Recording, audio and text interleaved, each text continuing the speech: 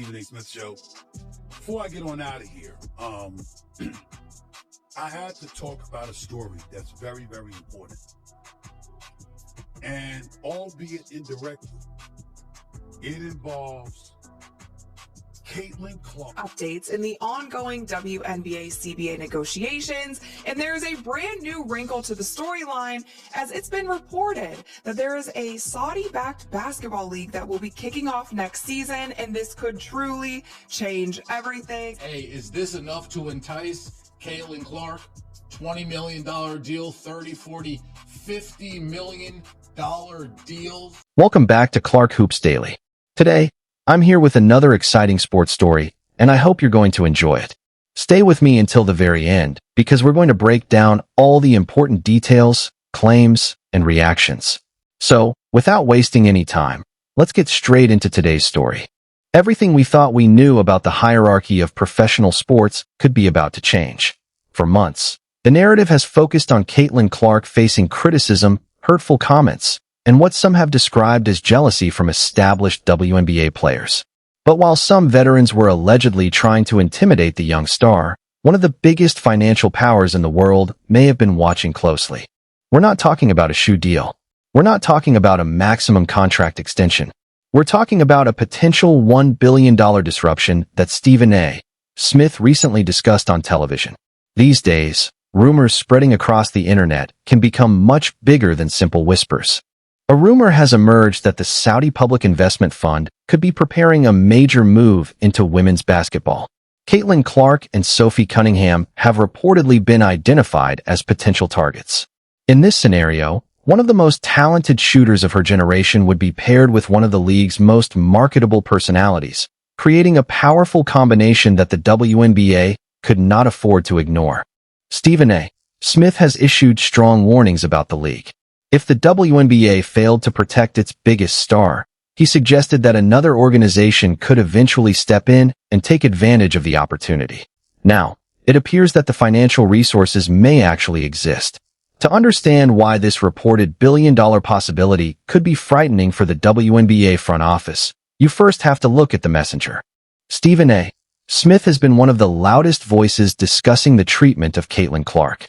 While other analysts have tried to frame certain incidents as nothing more than normal competitive intensity, Smith has argued that some of the behavior goes much further.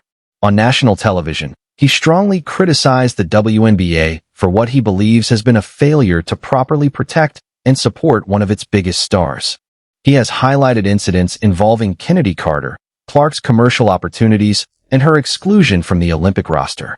But his most recent comments have moved beyond criticism and toward a much more serious prediction. Smith has argued that the market eventually corrects itself. His point is that a system paying a player roughly $76,000 a year, while her market value could potentially reach hundreds of millions, cannot expect to control that player forever. According to Smith's argument, some members of the older guard may have believed they could convince Clark to simply wait her turn. But they may have underestimated the importance of player leverage in the modern sports economy. The growing speculation about outside financial interest demonstrates one thing. Loyalty has limits when a player believes she is not being valued properly. Essentially, the message is simple. The league may have treated Clark as an outsider, and she could eventually decide to compete against the system instead. At that point, the loyalty argument completely breaks down. Now, let's examine the numbers in greater detail. The WNBA operates under a strict salary structure. As a rookie, Caitlin Clark signed a 4-year contract worth roughly $338,000, with more than $76,000 coming in her first season. To put that into perspective, some NBA bench players can earn comparable amounts in a matter of weeks. The WNBA has argued for years that its financial resources are limited. The league has reportedly struggled financially for decades. The problem is that Caitlin Clark appeared to change the financial conversation almost immediately. Since she entered the league, attendance has increased, television audiences have reached major highs, and jersey sales have surged. She is generating enormous commercial value for the league. In return, her WNBA salary is relatively small compared with the value she appears to bring to the business. That makes the Saudi speculation difficult to ignore. The Saudi Public Investment Fund operates on a scale measured in billions rather than thousands. When they look at an athlete like Clark, they may not see a rookie who needs to patiently wait for her opportunity. They could see a global sports icon whose financial value has not yet been fully recognized. If the reports of a potential $1 billion investment in a new league or tournament format are accurate, Clark's potential offer would not simply represent another salary. It could become the foundation of an entirely new sports empire. We would be talking about an upfront financial package that could potentially exceed the career earnings of many WNBA players combined. When you compare that kind of money with the WNBA's rookie salary structure, the difference becomes impossible to ignore. But this isn't simply about one player receiving a massive paycheck. It could also represent a calculated geopolitical and sports business strategy. We have seen similar situations before, and they have changed professional sports forever. Remember LIV Golf. For decades, the PGA Tour was the dominant option for professional golfers. It controlled the players, the money, and much of the schedule. Then Saudi-backed LIV Golf entered the picture. Instead of simply working with the PGA Tour, the organization attracted major stars with enormous financial offers. Players such as Phil Mickelson and Dustin Johnson were reportedly offered hundreds of millions of dollars. The move generated widespread controversy. Critics accused the project of sports washing, while others questioned the motives of the players who accepted the money. But after major golfers joined LIV Golf, the PGA Tour eventually had to negotiate and work toward a broader agreement. Women's basketball could potentially face a similar situation. According to the speculation, the WNBA has several vulnerabilities. Player salaries remain a major issue, travel conditions have been criticized for years, and some stars have expressed dissatisfaction with the overall environment. That combination could create the perfect opportunity for a major competitor. By pursuing Caitlin Clark, a Saudi-backed organization would effectively be targeting one of the most important assets in the entire sport.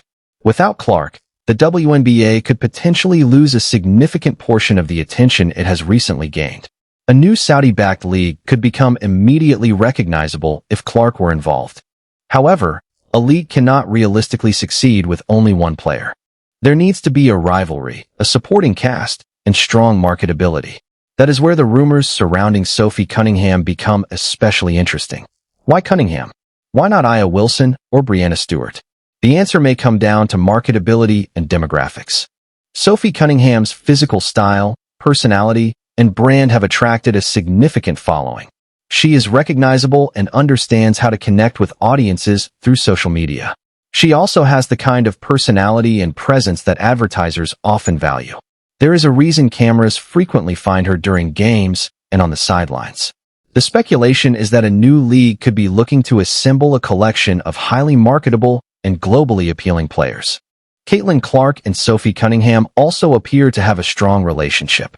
You would have the generational talent of Clark alongside Cunningham's confident, tough-minded personality. From a branding perspective, they could become ideal faces for a new franchise or league. Stephen A. Smith has repeatedly emphasized the importance of star power in professional sports. The industry depends on celebrities who can sell tickets, attract viewers, and generate attention.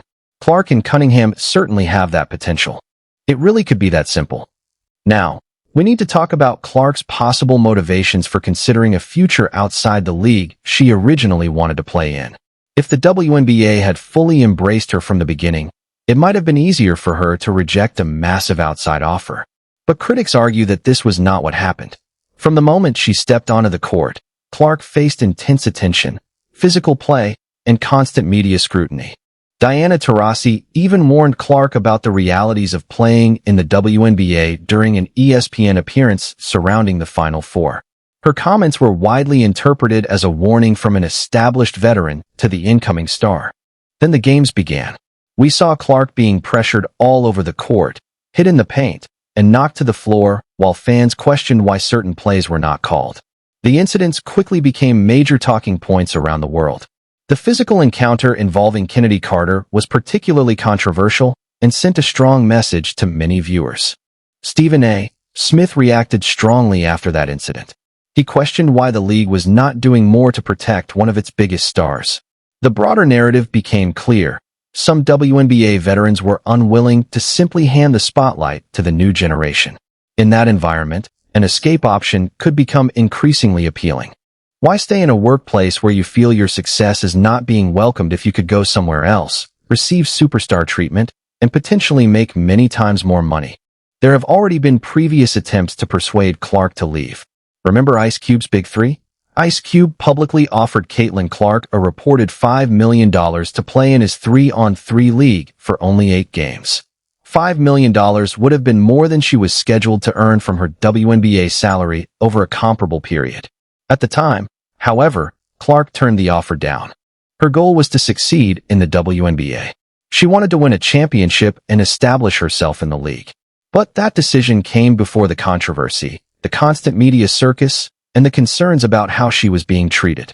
The alleged Saudi-backed proposal would make Ice Cube's offer look relatively small if the reported numbers are anywhere close to accurate. In this situation, the infrastructure would matter just as much as the money. The alleged Saudi contract would be more than a side job. It could potentially replace the entire league experience. The proposal could offer the legitimacy of a global tour, fewer games, luxury travel, and no traditional salary cap restrictions.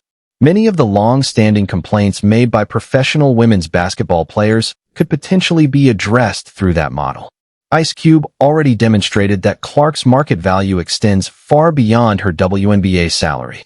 A Saudi-backed organization would potentially demonstrate that it has the financial resources to sustain a competing product. Now, let's look at this from the perspective of WNBA Commissioner Kathy Engelbert. If these rumors are true, the situation could create a major challenge for the league. The WNBA is currently involved in negotiations surrounding its next media rights agreement. Networks and streaming platforms are expected to pay significant amounts for women's basketball coverage. A major part of the league's pitch is based on the Caitlin Clark effect. As officials present charts showing audience growth and increased interest, they are essentially asking media companies to invest in that momentum. But imagine Clark announcing that she has accepted an offer from a rival league. Suddenly, a significant portion of that leverage could disappear. Media companies would have to reconsider whether they are willing to make enormous investments without the player who has become one of the biggest attractions in women's basketball. If the television deal weakens, everyone connected to the league could feel the financial impact. That would create an extraordinary irony. By failing to properly value the player who helped drive attention and revenue, the league could potentially put its own financial future at risk. Stephen A. Smith has repeatedly referred to this kind of situation as a form of karma. If you damage the relationship with the person helping to feed the system, you cannot be surprised when that person eventually decides to take their talents somewhere else. Now it's time to address the elephant in the room. Whenever Saudi investment enters professional sports, the moral debate becomes unavoidable. We saw it with LIV Golf, and we saw similar discussions when Cristiano Ronaldo joined the Saudi Pro League. Human rights concerns and accusations that sports are being used to improve a country's international image would almost certainly become major talking points here as well. But morality does not pay the bills. As Stephen A. Smith often points out when discussing athletes and international money, professional sports have always involved complicated financial relationships. The controversy surrounding Saudi-backed golf lasted for months. Yet the enormous financial offers still attracted some of the biggest names in the sport. Female athletes face an even more complicated financial dilemma because many are still fighting for greater compensation. Can we really blame a WNBA player for accepting a multi-million-dollar offer when her current employer values her official salary at a fraction of that amount? History suggests that fans often follow great talent regardless of the controversy surrounding the competition. If Sophie Cunningham and Caitlin Clark played basketball somewhere else, millions of people would likely still watch. The initial outrage could eventually fade. The money, however, would remain. Let's take a closer look at the Sophie Cunningham connection. This could suggest that a new league would not necessarily follow the traditional city-based franchise model. Instead, it might use a tour-based structure similar to professional tennis or golf. Imagine Clark, Cunningham, and other major stars traveling to major cities such as New York, London, Tokyo, and Dubai to compete in high-stakes tournaments or showcase games. This model could eliminate many of the routine regular season games that casual viewers rarely follow. The focus would be entirely on the event and the stars. By bringing Sophie Cunningham into the picture, organizers would also gain a major social media personality and marketable figure. Cunningham and Clark could potentially create a compelling on-court and off-court combination. They represent a newer generation of basketball players who are confident, stylish, talented, and willing to embrace their personalities. That kind of breakaway concept could become a serious threat to the WNBA because it would target casual viewers directly. Everywhere Clark goes, millions of new followers who became interested in basketball because of her could potentially follow her. At the same time, dedicated WNBA supporters might continue supporting the league. But if Clark announced a partnership with Cunningham under a Saudi-backed banner, the WNBA could potentially find itself serving as a development ground for the bigger show. The theory becomes even more interesting when you consider the response from the people around the players, or the apparent lack of one. We have not seen a definitive denial of every rumor, although agents and representatives often respond quickly when they want to shut down stories they consider completely false. So far, the speculation has continued. Stephen A. Smith has been adding fuel to the conversation rather than putting it out. When it comes to professional sports, silence does not necessarily mean confirmation, but it can certainly keep speculation alive. The players and their representatives may not be able to make any announcements until the season ends or an agreement is finalized. The lack of a public denial will naturally lead some people to wonder whether negotiations are actually happening or whether the possibility is simply being used as leverage.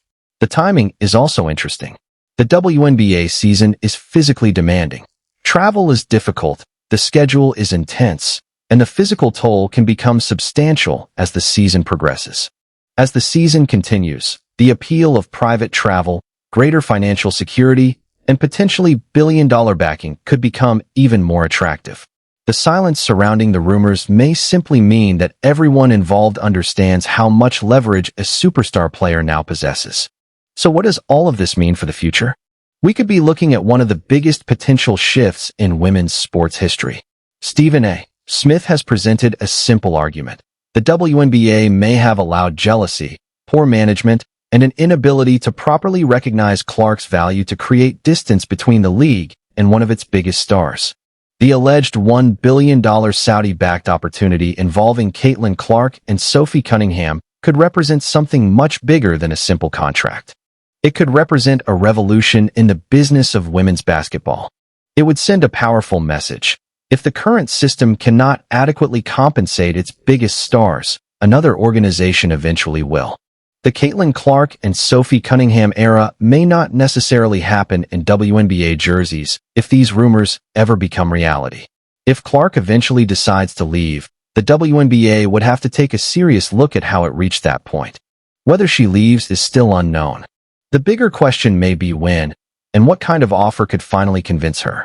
And if a massive financial agreement is ever officially revealed during a press conference, the sports world could look very different overnight. So, if Caitlin Clark and Sophie Cunningham joined a breakaway league, would you still watch the WNBA?